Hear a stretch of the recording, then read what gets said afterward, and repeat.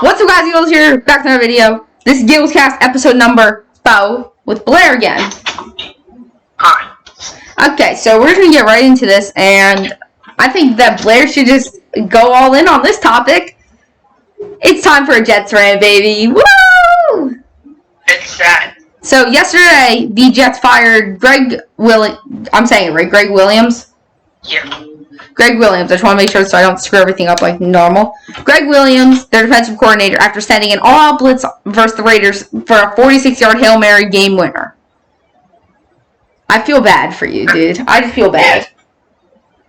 It was awful. I don't know what in the world he was doing. I mean, I could see why we fired him. It's just, it was an awful play call. I mean, no one sends a blitz on us. I mean, obviously Greg Williams does. But no one with the brain capacity of one sends a blitz. Yeah, exactly. Sends a blitz on a 3rd down and 10, and with 5 or 10 seconds left in the game, and just does that. You gotta, they should have just sent everyone back, played a deep zone, and then see what happens, because him running an absolute blitz makes no sense. I mean, it's the Jets, so I don't throw anything past them. I saw this on ESPN. I think it was yesterday and this morning. It was basically just like, it showed that he has done it in the past and it does have a chance of being successful. And they also said that there's a higher chance the QB can complete the pass when they're just sitting back there, just hucking it up deep with their feet set. But this is what I say. At most, they have 4 receivers back there. Maybe a tight end who's a little bigger body. But there is such a low chance that you lose that game if you have 8 defensive backs or 7 defensive backs or whatever. Like, just let anything underneath. Just push everyone back. Yeah, that's what I'm saying. Like, I get it if he's pressured. He might. He doesn't have a lot of time. Unlike if he would to send everyone back, and he would have all the time in the world to get his legs into it and really step up to about the line of scrimmage, just chuck it up. But either way, you would have about 6 to 7 guys back there against like 4 receivers. Yeah. You're gonna win that battle versus a one-on-one with probably one of the fastest receivers coming out of the combine against an undrafted rookie. Yeah. Henry Ruggs just doesn't make sense. Now, I get it. Henry Ruggs has done nothing this season, really. He has not done well at all. But he's fast. Speed kills. No, he hasn't done anything. Yeah, no, that's true. Outside of that, what? Yeah, he really hasn't done much. We run an all-out blitz just makes no sense, because that's just common sense. Like, you're not going to run an all-out blitz. It's an all-out zero blitz and leave 3 guys on an island against Henry Ruggs. Nelson Aguilar. I think one of them to block, or if he ran out. I know May had one of them, and then Hall, and then you're leaving an inexperienced secondary with Lamar Jackson and Bryce Hall, 2 rookies who are only playing in their first couple of games. You're going to put them against Henry Ruggs, which just makes no sense. You've got to run a backed off play, and that just doesn't make sense. And at the same time, you got to blame this one too on Gates, because if Gates had control of this team, if he had somewhat of control over this team, he should have told Greg Williams not to call that play. But it goes to show you that he has no control over this team, because he didn't say anything. And I know he has no control over the defense, but if he was a smart head coach, he should have called a timeout and told Greg Williams it's not the play we're running. Because everyone saw the blitz coming. And even Derek Carr said he saw it before the play even happened. That's why, I think he even said that's why he was looking for Henry Ruggs the whole time. Yeah. And if you are going to do that, if you are going to blitz, then just send those guys that are back there on the zone. Don't leave them in man. Yeah, no, I would rather, personally, like, the sideline is your friend. Like, act like the sideline, you have another defender there. Force the guy out of bounds. Because you put the guy in a zone going into the middle of everyone moves into the middle of the field just to react. Just run straight backwards. Henry Ruggs runs that route. You can just nail him and then out of bounds. Boom. Yeah, it doesn't make sense. They should have just backed off. Unless if they pull off a Kyler Murray and score, they're not going to win the game. Yeah, and even the Kyler Murray play, that should never have happened. I am a huge Kyler Murray fan. That was the most bogus play I've ever seen in my entire existence. He caught it triple coverage. Yeah. Even then, that's a surprise. surprised he played. So I'm just surprised we run a blitz. And Yeah. Glenn Williams has been around the league for a long time. So for him to run a blitz like that is outrageous. Hey, the tank for Trevor is continuing. Every Jets fan, get your paper bags ready, get your 0-16 ready on it, and get your tears going. That's the one thing that's good about this all is that we will probably get Lawrence out of this. This is a very dark time for the Jets. Probably going to go 0-16, but at least we get Lawrence. Okay. I was also just thinking this. What do you want to do with Sam Darnold? I don't know. Sam Darnold reminds me a lot of Wentz. Like, they're in the same situation as Gilly. Yeah. Wentz just got benched for Hurts. Hurts is now the starter. And then now Darnold's going to be gone, more than likely, for Lawrence. If somehow, even if we don't get Lawrence, we're going to get Fields. And if we somehow drop out of the top 3... Oh, dude, Blair might not be on the face of the earth anymore. We're not going to drop out of the top 3. There's almost no way. We have to win 3 games because the number 3 seed, the team with the 3rd pick right now is the Bengals. So we would have to win 3 games, and the Bengals, it's not happening. We might not even win 1. So yeah, we're not going to win games. But what I'm trying to say here is with the revolving around Darnold is I think we will go. I think he should go to a team like the Colts. Yeah, that's all I was going to say. A team who already has a decent receiving core, a good coach, and a team who has an old quarterback that's about to retire. Roethlisberger about to retire, Phil Rivers about to retire. Those are not the future of those teams. If Darnold goes there with that receiving core, that's a very good position. I think the Colts would be the best position for him, just because I just think the Colts have so many young players on that team. With Pittman, Jonathan Taylor, guys like that, to put another young player with Darnold. That's just like a young, fast team. That would be a fun team to watch, I feel like. I'm going to take the other side of that. I love what you just said about the Colts, and I think that he should definitely go there if he can. I think Pittsburgh would be amazing for him. He sits behind Big Ben for a year or 2. I know that he probably won't want to do that, but think of it like this. He'll be able to play with his USC friend, Juju. He'll be able to play with Claypool, who's still very young. The entire receiving core is amazing. And the defense. It would take so much pressure off his back. Yeah, and like you said too, Rivers will probably retire after this year, so he would become the right-away starter in Indianapolis. Yeah, unless Kobe Brissett. He would learn behind a Hall of Famer. Yes. So, you got to take one of them. Do you want to learn behind a future Hall of Famer, Roethlisberger, or do you want to learn and maybe switch up your game a little bit, or do you want to immediately be a starter?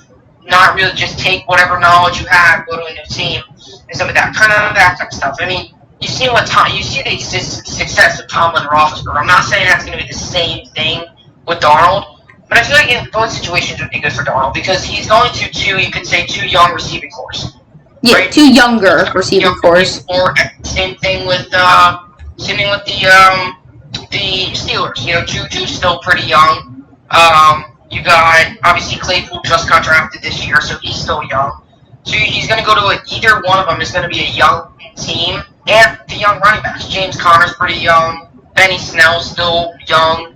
It's a lot of young on the offense, so you put young and young together, and they can develop together. This is the best time to do that, because now you give them a new quarterback in the early stage of the career that can just build chemistry,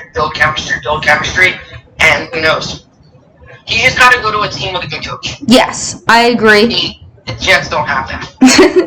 What are you talking about, man? What are you talking about? Best coach in the league. Let's get into another topic. Let's just get right into it. The downfall of the game, NBA 2K. Over the past years, the last great 2K game that everyone and their mother was excited for was 2K17. Since then, no one is excited to buy the game. 2K18 was the last time they had over, 8 billion copies bought. 2K21's probably got about 6 billion, somewhere around then. I don't know the exact numbers. The game is falling off because money got to their heads. It's not good. Yeah, it's, 2K21 and a lot of these sports games are just becoming pandering. that's why I feel like the numbers are dropping. Yes. And the quality of the game is dropping, and the money's going up, and that just doesn't go well together. It doesn't. Like, if you're going to, like, I want to say, even for Madden, people are throwing thousands of dollars at this. They're throwing their entire credit card and bank account at this game weekly, just to try to pull, like, a card that's going to be irrelevant in 5 months. So you're throwing thousands of dollars at the game. At least make the servers okay. Like, Madden servers I can deal with, like, whatever. Like, they're fine. 2K servers, I literally have logged in to play a game. I'm pretty sure my Xbox blew up. Like, I'm not joking. It's bad. Like, it's the thing. It's the quality of the game is dropping, and sadly, the price is hiring, and they're getting people into money traps. It's a big trap. Like, every game $10 on this pack, and then people realize, I'm going to continue to spend $10 like once a week. Already in a month, about you spend like $40 to $50. Like, if you spend like $10 a week on this game, which a lot of people do. And I feel like at this point too, there's no skill involved. Like, you could have someone give them, like, some people could just have an Opal team and just stink at the game, but because they used all their money, they're good. Yeah. Like, I went against a kid in Madden.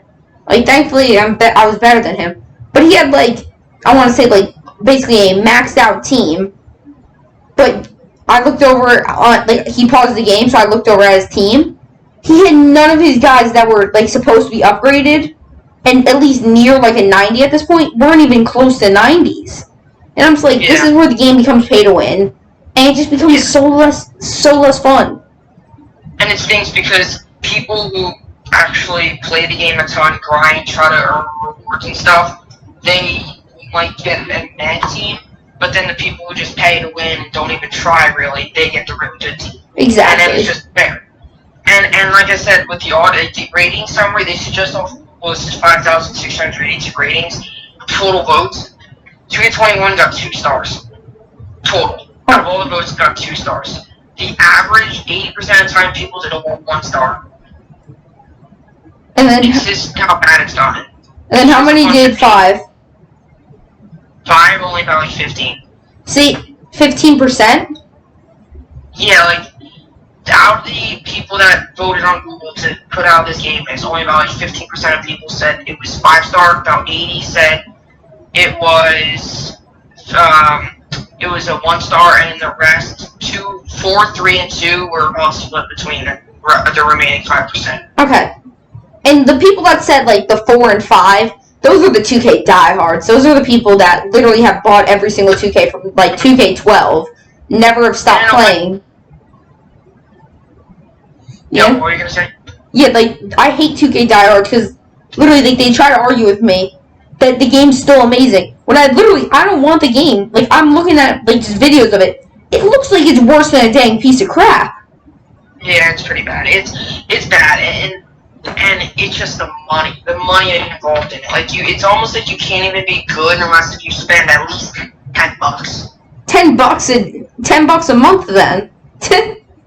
Yeah, I mean, about that, because you assume a pack is, and you notice how all the good packs, they're more and more money. I mean, sometimes the packs are so high. They're like $100 sometimes, and half the time, sometimes you don't even, like, it's just a big money trap. Like, you get the game, and then you realize all the pay-to-win stuff. It's just a bunch of pay-to-win. That's what 2K is. I feel like 2K either needs to drop, I feel like NBA either needs to drop 2K, or 2K needs to keep brand new developer and something, make a new game, because the quality of the game either is not that good. Like, I'm gonna go buy NBA Live. Like, at least the game's realistic. Like, I'm not joking. The graphics are terrible. It's worse than, like, a potato, trying to record on potato. But at least the game makes sense. Just overall, it just doesn't make sense. Like, someone like Shaq shooting, making threes. Like, it just overall, the game just doesn't make sense. And you know, if the 4 and 5 stars are the diehards, it just goes to show you that even those people, the numbers are dropping. Yeah. Because even then, the numbers are dropping in general, because there's not that many 5 stars. Like, people are leaving the game, and I think last year's 2K20, whatever one you want to call it, I feel like that was big. That was a big decider, because I think that was a big eye-opener. I think a lot of people realized how bad that game was. Yeah. And now it's showing, like, that, you know, it's just not a good game. Yes. Shoot. So, What was I gonna say? My God, I'm blanking. But it's like similar to a game like what you're saying, like the Money Trap, like Fortnite, for example. Like this game is free, but the Battle Pass is what 1,000 V-Bucks every 4 months, which is about $10 every 4 months. There's a new skin. Literally, there's a new daily item shop. Daily. yeah. If you spend 800 on that every day, Yeah. 800 people by about $10. Yeah, it's almost 10. every day at the shop. That's $50 in a week or 70. But unless if you might not play every single day, but I mean you're spending around about $30-$40 a week. Yeah, and then you multiply and that by up to like almost 100 in 2 weeks. Yeah, like it's not good. It's not. That's why I feel like in a way like some of these small games, like a Gang Beasts or Among Us or a Fall Guys, they're becoming big because like, they're not pay to win and you don't spend any money in that game. You don't like maybe Among Us you might on skins. Like yeah, you can spend money. But it's 10.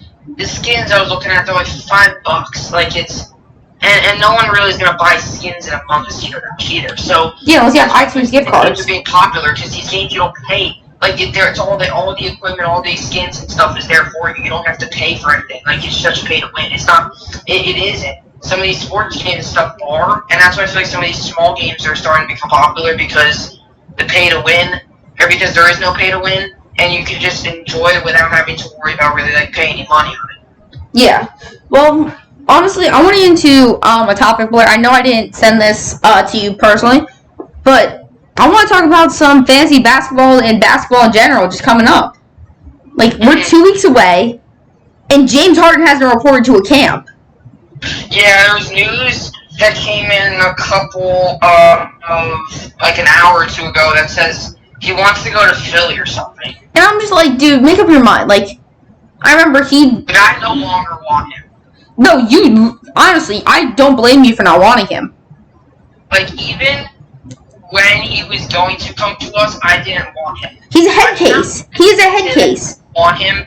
It's just that the past tells us when you have 3 ball-dominant players on a team, it just doesn't work. Yeah, and he's also, literally, I was listening to Stephen A. Smith, and I know he's not a smart guy to listen to half the time, but he made such a valid argument that changed my entire mind about him. James Harden is never going to win a ring unless if his dumbass wants to start freaking playing second option. Wait, who said that again? Stephen A. Smith. Yeah. He's got to be a second option. Truth. He's got to start to be the second guy, because obviously the first guy isn't working. Oh, like, he can lead. He plays so many games in the regular season. He can win so many games in the regular season. He averages 36 points per game. The second the playoffs come around, that's why that Chris Paul team was the best Rockets team we have seen in the past, 5 years? Like, that's why that team was good, because they had a playoff performer on their team. Harden is not that.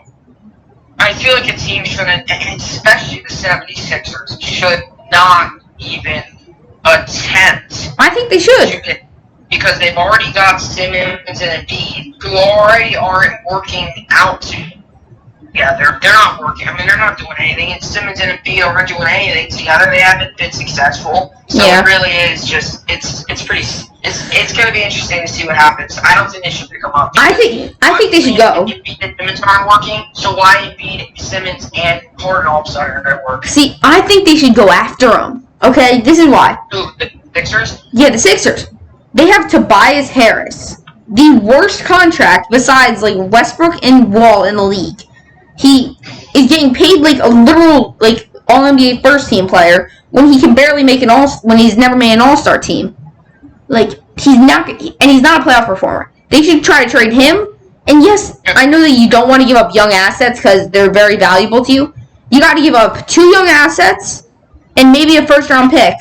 Or maybe 1 young asset and 2 first-round picks. And that would be amazing for them. Because I think Ben Simmons would play so much better if he didn't have to have the ball in his hands 24/7. Yeah, because Simmons, he's not. To be honest, what if you give Simmons for Harden? something like that. Simmons for Harden?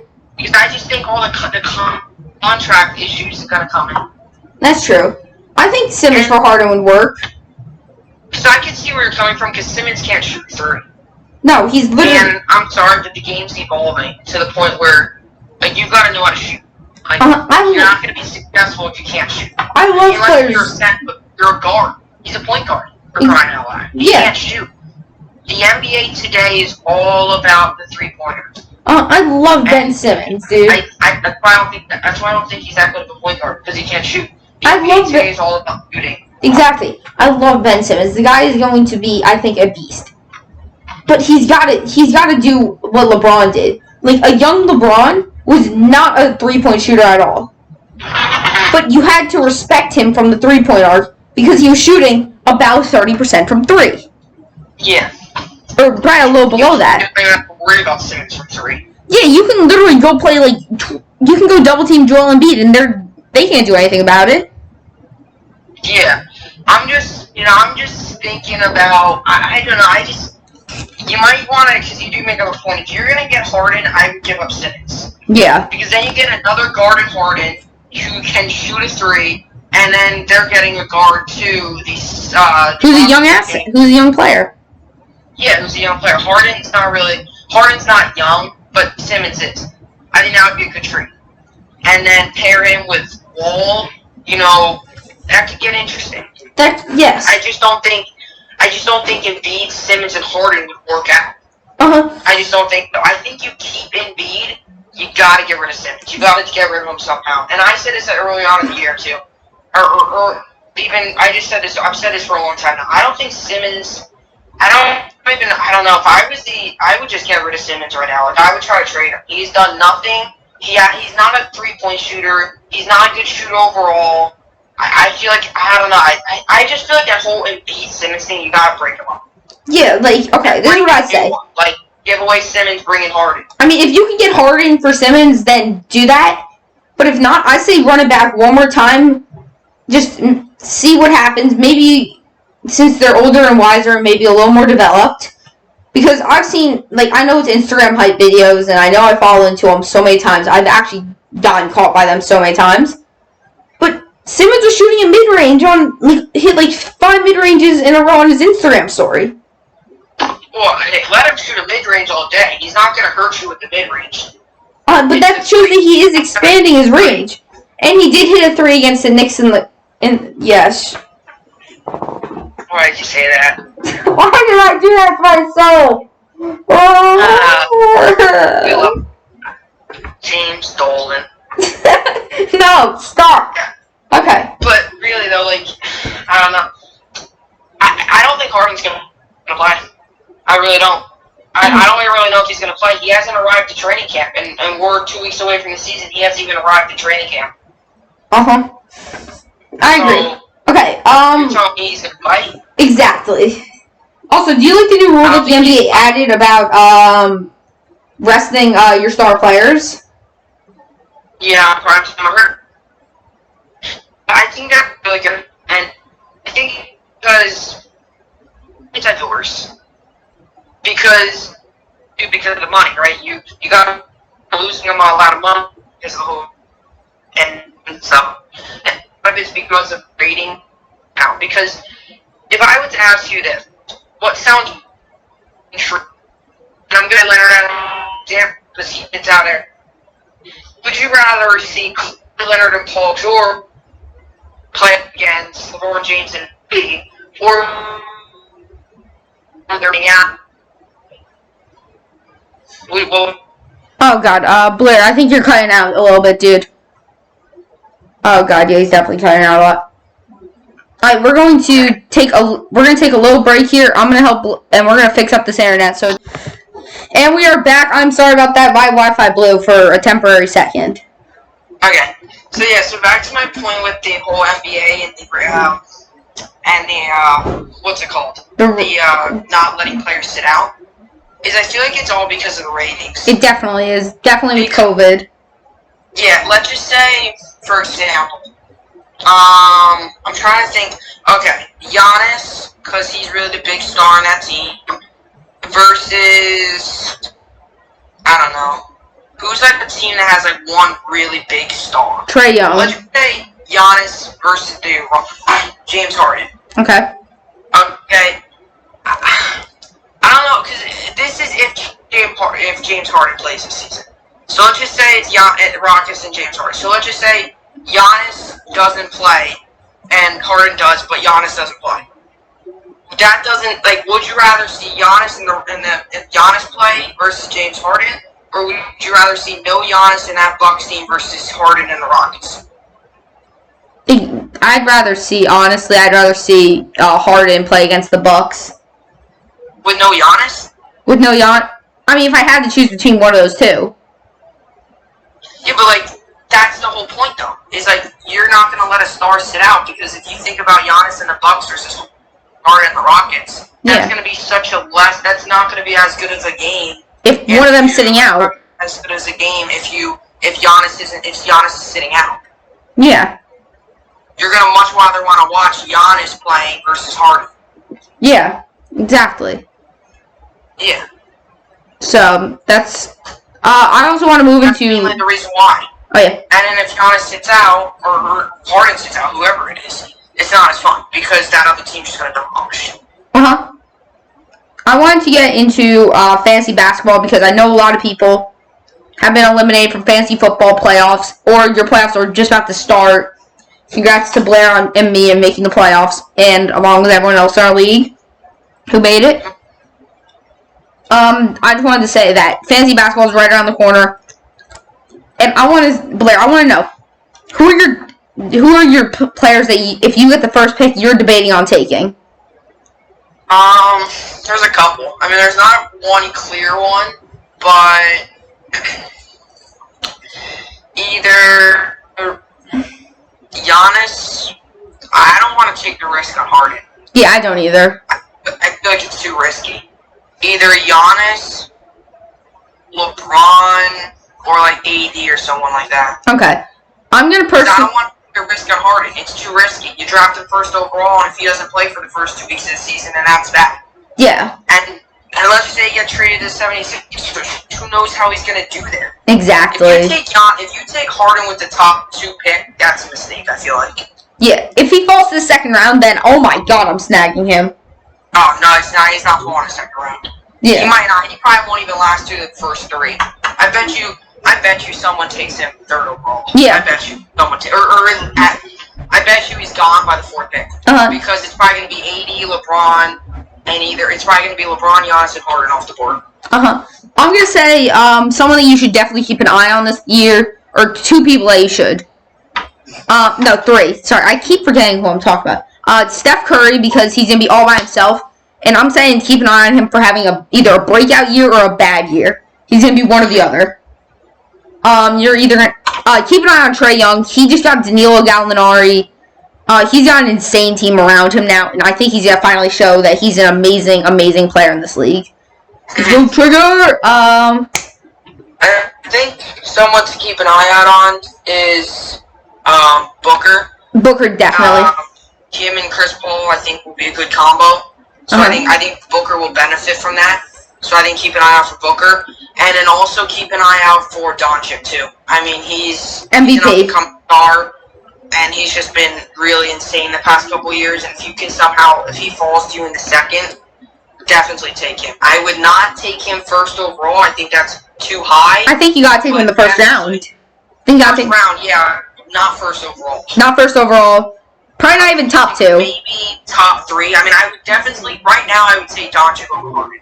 Definitely. If I had to choose right now, I would take Doncic over Harden. I definitely agree. If you gave me a choice between Harden and Doncic, I would take Doncic. Because Doncic I can trust, and also he's just overall a better player. I don't know if he might be the better player also, but he's just shooting's better. Harden could attempt 63s and make 3 of them. Right? Yeah. So, not much.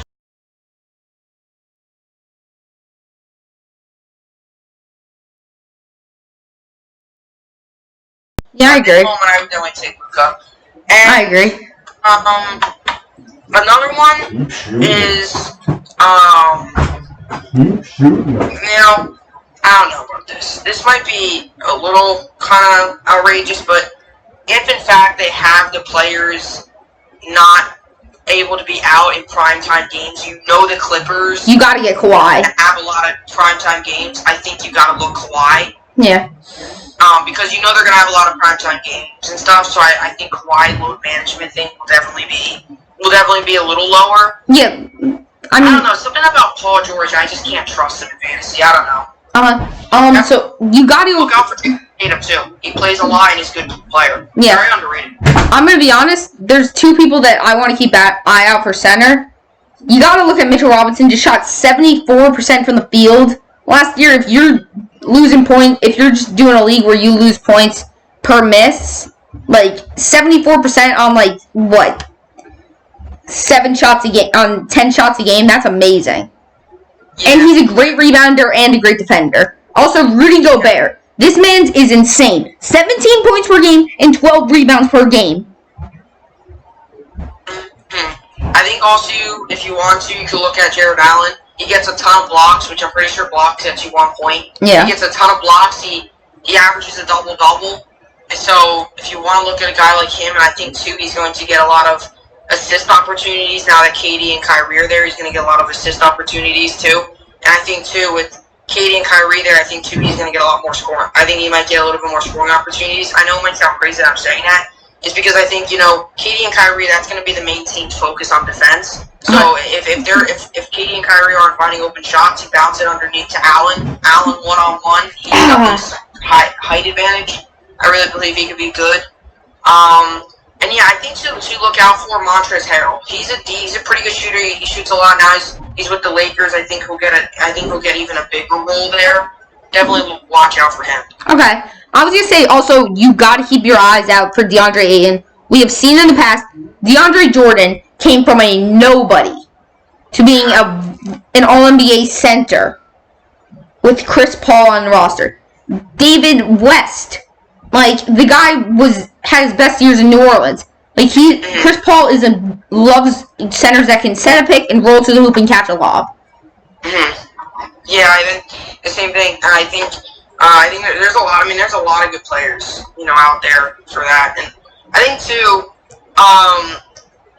if we're gonna continue on the center talk, I think you could.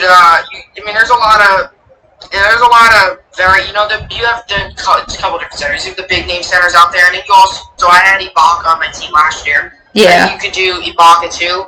He's a good. He doesn't put up that many shots, but when he does, he's going to score. Like his shooting percentage is pretty high. He's going to score points. He might not have the biggest points every night. Might not put up 20. He might only put up 12, 14. But he might only miss one of those 6 shots or 7 shots that he takes, and that's big for fantasy too. And last year too, Hassan Whiteside had a very good year last year. Yeah. A very good year. He's a good shooting center. Look out for him. Look out for some of the big men that can shoot, the mid-range. Not saying threes, but if you want a guy that can shoot, target maybe a power forward or center like a Kristaps, something like that, him and Luka, I think, are going to be very successful together. But if you want a shooting center, I think you got to look like somewhere like a Hassan Whiteside kind of thing. You know what I'm saying? I agree. So let's go position by position. Let's give our top 5 per position. Let's start with the point guards. I got, for fantasy, this is purely for fantasy, and I'm going to consider Luka a point guard for this, just because he can play small forward, shooting guard, point guard. So I'm going to consider him. I'm going to go number 1. It's Steph Curry. He's just so damn good. I'm going to go number 2, gotta be Dame. Number 2 is going to be Luka. Number 3, Dame. Number 4, Trae Young. And number 5, I'm going to put a wild one in there, Jamal Murray. We saw what he can do in the playoffs last year. I don't know. I agree with you. I think number 1's Dame. Ooh, okay. Number 2, Curry. Number 3, you said you were going to put Luka there? Yeah. So number 3 would be Luka. You talking strictly point guards or just guards in general? Point guards, just strictly point guards. So I couldn't put D-Book there, right? Even though... No, D-Book I see him as a 2. Okay, I mean... I'm trying to think. You gotta Jamal Murray can see possibly slipping in there. Because because he might not put up 30, but he's a pretty good shooter. He showed us last year that he could be a pretty solid player. Yeah. I mean, I would honestly say, I could honestly say, too, wait, what do I got? I got Dame, Luka, Curry. What ones did you put in again? I put Trey and Jamal Murray as my 4 and 5. Okay, yeah, I forgot about Trey. Offensive. Sure. So I would probably put Dame, Curry, then Dame, Curry, Luka. See, the problem with Curry putting him at number 2, in my opinion, is that he's coming off an injury. So at the moment, Dame, Luka, Curry. Yeah. And then Trey, and probably Murray as well. Okay. I can also see... Maybe Murray. Yeah, I would say Kyrie. Murray could be a little risky taking, though, because I don't know if he's... I don't know. Murray might be a little risky. Shooting guards, I'm going to put at my number 1 spot for this. I think that... Oh, shoot, I just forgot his name. Oh, my God, I just blanked. My God, position, team. I'm not going to say that you should take him, but keep your eyes open for Kentavious Caldwell-Pope. The guy is going to be a baller this year. Like, he's the only wing player that can basically shoot consistently on that team. He's going to be spotting up in that corner, and just, if you're in a high team league, then pick him up. Yeah. So, I literally can't remember any shooting guards right now. I'm blanking so hard. I'm going to say Devin... Someone gotta look at his D-book. Yeah, no, you have to look at D-book. It's shooting guard, you know? Fred VanVleet, I consider him a 2, even though he's really a 1. Just because he's playing a 2 alongside, Yes. Oh, you could put Lowry. Yeah, one of those... Yeah, you can put... Lowry at... I would put Lowry in front of, Murray. Okay. So we have... And then for guards, for shooting... D-book... You want to consider VanVleet, you could put Booker. Yeah. Definitely could be within the top. I think Booker, he's very underrated. No one talks about that. He might get a little check. I think the Suns are just so bad, they just don't get much recognition anyway. Yeah. Hey, we're going to see the Suns everywhere. Defender, which I think they could very well be soon. And maybe they would get more recognition. But for the time being, they're just not a good team. Outside of Booker, and now let's see what Paul does there. They're just not that good of a team. That's why I don't think he gets the recognition he gets. But I do think, with Paul and him, I think Chris Paul's going to be getting a lot of the assists, and I think Booker's going to be getting a handful of shots now. Yeah, you got to also keep your eye out for Paul George. I know everyone likes to joke around, oh, we can't shoot, ha ha ha. He's a really good shooter, actually. He just had it's like Danny Green. He just had a bad run. You could put, what's his face? You could put, Bradley Beal. Oh, yeah, Bradley Beal, you gotta put up there. Definitely, if you want to take the risk on Harden, you can.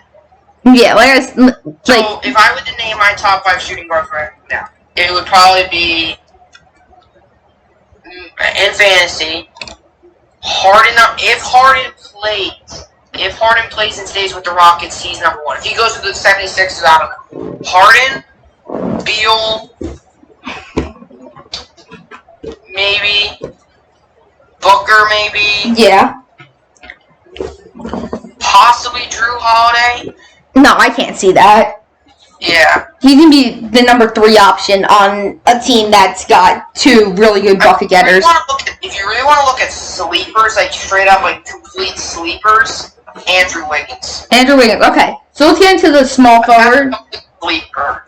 Yeah, so I would probably put Harden, Beal, Booker, Butler, if you want to consider him that. Butler. And then, if you want to consider Donovan Mitchell shooting guard, maybe. Yeah, that's who I was thinking of, Donovan. And shoot. And it's one of those. Yes. I think you got to remember, I think for the small forwards, let's just get right into it. You got to put LeBron, Kawhi, KD, you got to put all those guys. Those are probably going to be some of the first picks in your draft. So guys that might be on the lower echelon, might be some guys that you might not want to take. You might have to.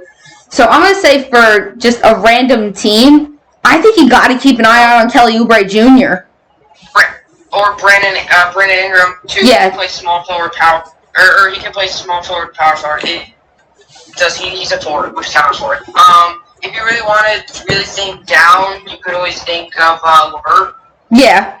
Possibly, or this is crazy sleeper. If you really want to, RJ Barrett. Hey, RJ, dude, if you want to pick him up, then just tag me. Jaylen Brown, Jaylen Brown, yeah. Or Jason Tatum, whichever one gets the start. Yeah, I think you got a lot of decent guys. I think Miles Bridges could be one. Yeah, you really have a lot of depth at small forward. Yeah, there's a lot of good small forwards. But if I were to rank my top 5, it would be LeBron. I think they list Giannis as small forward. They do? Yo, you gotta put Giannis at the 3, baby. Are you there? Oh no, I'm sorry. Hit lag again.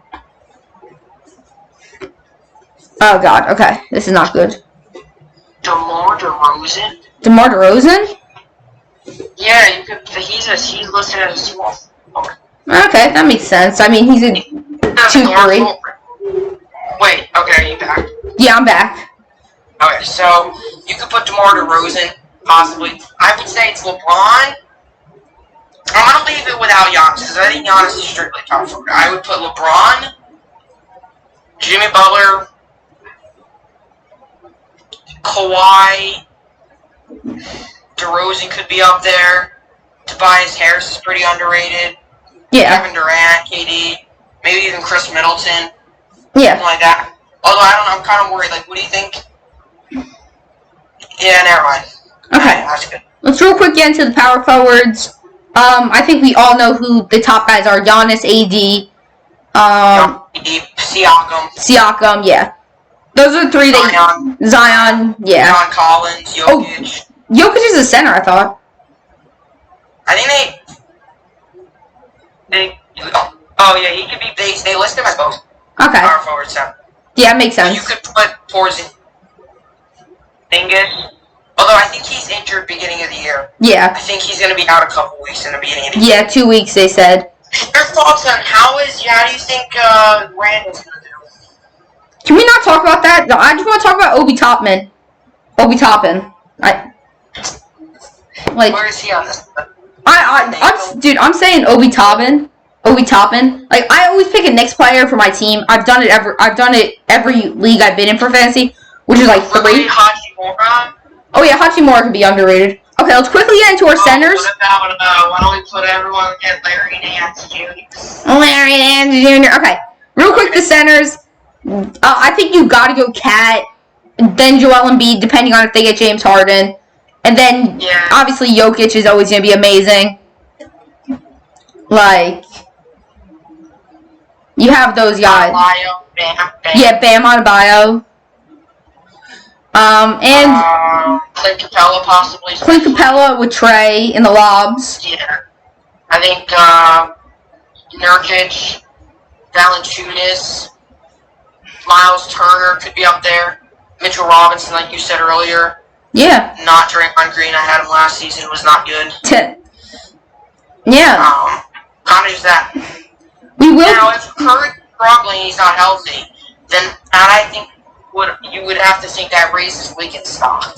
That you do have to. Curry, yeah. let's just say Curry's not playing well, and he's not really healthy, and they kind of decide to give him. Let's just say Curry's not injured, he re-injures or something like that. The Wiggins' stock got to go through the roof. Yeah, like... Because then Wiggins is going to be the main guy. Without my thought process last season with Draymond was that Curry was out, so... Draymond's going to be the number 1. I mean, I had Tobias Harris last year on my team, and he was very underrated. I think he could have very well been the steal of the draft, because he had a very good season for me. Bro, Luka was the steal of the draft. You got him in, like, the 3rd round. 17-2-1, so... Yeah. But, honestly, I do 100% agree with your point on Tobias Harris. Like, there's so many guys that you can take in this draft. And honestly, me and Blair might make just an entire podcast just dedicated to fantasy football playoffs and fantasy basketball, just the start of the season, what you should be doing. Yeah, like we should start. If fantasy basketball once starts, it's tough to give out advice because you have to rely on it every single day. Yeah.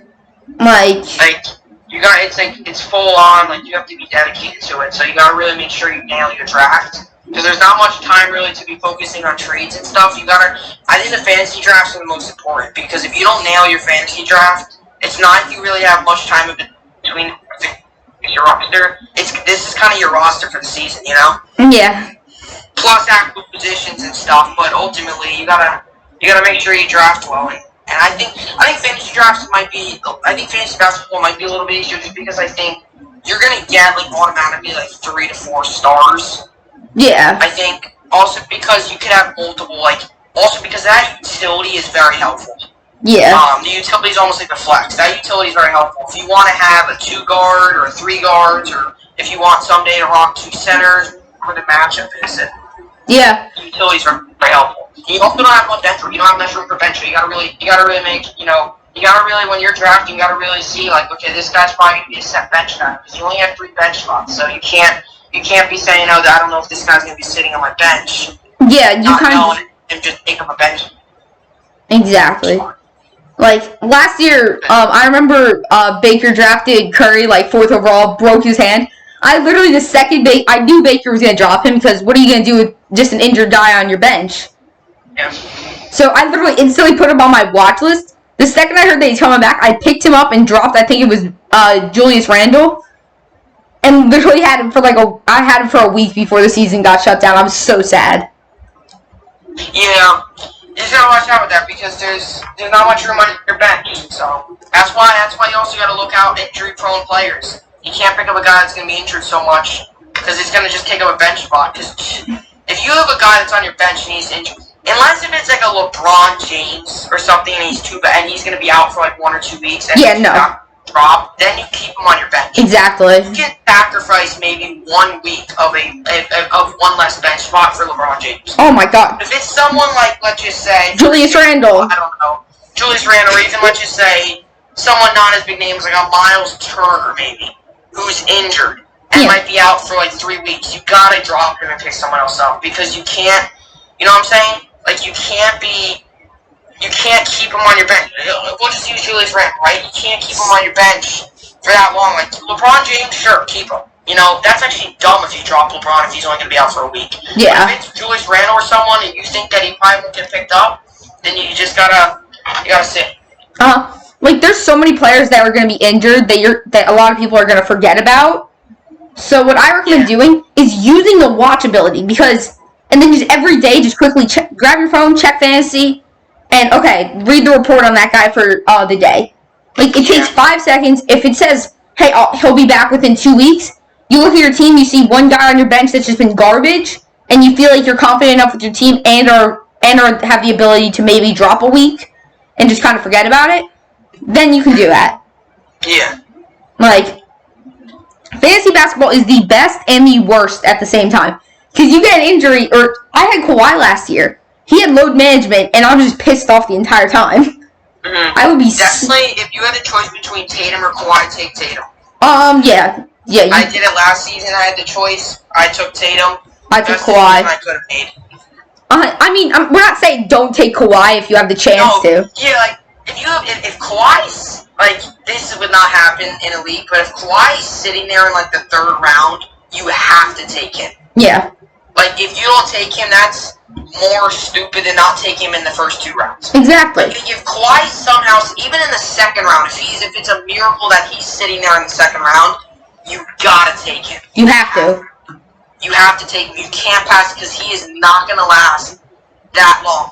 Kawhi is a guy. He's a big name. He's gonna be off the board quickly. So if you want Kawhi, you might have to jump on him early. But at the same time, you know, if you had this is my personal opinion. If you had the option between if you had like the 4th pick and if it was maybe I don't know who exactly, but if you had the 4th pick and it was between someone Kawhi, maybe not Kawhi, but yeah. I can see in many leagues Kawhi dropping because it's the whole load of management thing. You know, the only reason I can see him rising is the Clippers have I think about 14 national televised games, so that's a guaranteed 14 games he will play this season, and you know he's gonna play just about 60 games. So you might be getting 67 games out of Kawhi this year, and that is amazing. Yeah, that is. I mean, that's very good for Kawhi. I mean, even if it's 60, still pretty good for Kawhi. There's been seasons where Kawhi's played like 50. Yeah, last year, Jesus, I'm sad. You just have to, like I said too, you just don't pick up the injury-prone players. Don't do that. Don't pick someone that's injured a lot. Like Kristaps could be a risky pick because he's had many problems with his knee, and knee tends to be a lingering injury. Yes. So maybe don't maybe take Kristaps, but look at someone else who's healthy. Usually, don't get the injured guys that are going to be healthy, and you might only have them for a couple of days before they're injured. Not saying that if a player suffers a freak injury and he's out for the season, okay, that's one thing. But if you can stop that and you can pick someone who is not as injury prone, you'll be in a very good position. But I'm gonna say five players. You're gonna say you pick them up or just let them ride. Michael Porter Jr. Let him ride. Let him ride. Okay. Terry Rozier.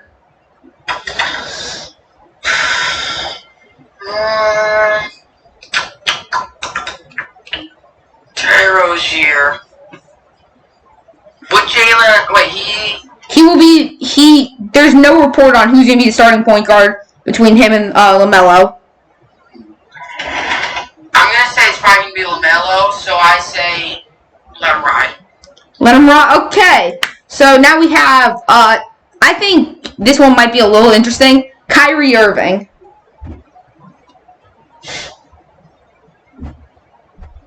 This is interesting. If you pick him up, you know he's going to give you some big points, but... I'm going to say pick him up. Okay, I agree. You could say that he's a top 10 point guard, so yeah. I don't think you can really pass up on him, Yeah, I agree with that. So I think you got 2 more, and then I can give you 5. Okay, I got... Oh, shoot. Obi Toppin. Jesus.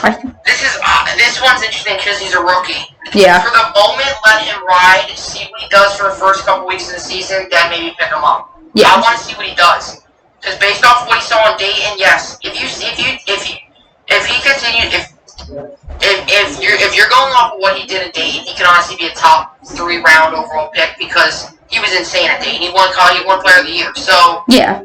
If he continues, if he does anything near that, pick him up. But I wouldn't recommend drafting him just because he's a rookie, and rookies are always a little bit of risk to draft. But that's almost like saying drafting Joe Burrow in fantasy basketball first. Like even Anthony Edwards could be risky too because you want to see what they're gonna do first. I'm gonna say this one. James Wiseman. I think you got to pick him up. Yeah, I can see that, but same thing goes back to how we talked before. He hasn't played rookies. I agree. For a year, and he sat out, and he is going to. And I think he's going to be amazing. I think he was probably one of the best players in the draft. But once again, I want to see what he does to start off the season. I want to see it because you obviously have Curry coming back. If Curry's not playing well or whatever, and Wiseman's getting a ton of touches, and Wiseman's getting the ball a ton. Just let, for the moment, rookies a lot of times just let him ride. But for the moment, it's gonna be, you gotta see what he does first. I say this is what I would do. If you have if you get like a first or a top 3 pick, and you have an amazing team, and it's like the last round, then snag him and just have him ride the bench because he rides the bench for a week. He has an amazing first week in the NBA. Then you plug him into that lineup. Yeah. Okay, Blair, who are your 5? Okay, Marcus Aldridge. Let him rot. Just drop him. Okay.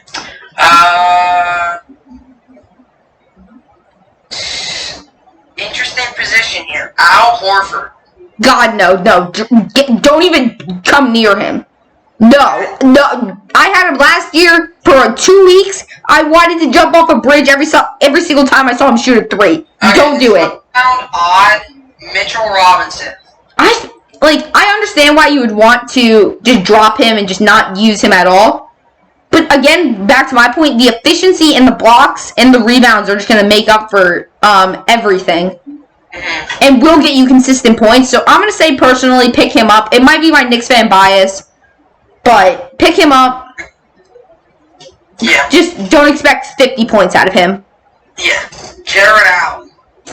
I'm going to say the same thing. I also do want to see who is getting the starter minutes there before I see that.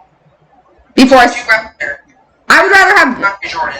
I think DeAndre Jordan will get the start just because he is best friends with Kyrie and KD. But I don't trust really either of them to get big points. So, really, if you get either of them, you'll be fine. Yeah. CJ McCollum. Oh, you got to pick him up. He's a bucket. Yeah. That's pretty much it for me, I think. Okay. And maybe one more, Hassan Whiteside. He's coming off of a good year. He's coming off a good year, but Yusuf Nurkic is back. Yeah. I'm going to say you should pick him up going for the first week. In a way, I feel like they might put Nurkic at center and him at power forward because I feel like with Hassan Whiteside power forward, it gives him a little bit more room to shoot. I like Hassan more off flexibility. I think Hassan would be better. I think Nurkic would be better off the bench and let Hassan start. Honestly. I think Hassan should only play 20 minutes a game because he's one of those players that can easily snap. But you can also get some big rewards out of him. I think that's honestly all the time we have for this. That was an amazing pod. Yeah. Okay, hey, thank you guys for watching. If you want to hear more fantasy basketball from us, we'll come out with one next week, honestly. Or after a draft. Yeah. Soon. I'm not sure exactly when, but... Yo, can we do it tonight? Can we do it tonight, honestly? The Pace said he can. What? The Pace said he can. The Pace said he can do it tonight. Pace, Apache? Yeah, I gotta see if I can. Just text everyone and just ask, and we'll see. Yeah, because we also have to check if JR can do it as well. Hey, we'll get back to you guys when we have that, and I'll see you on the next one, and peace.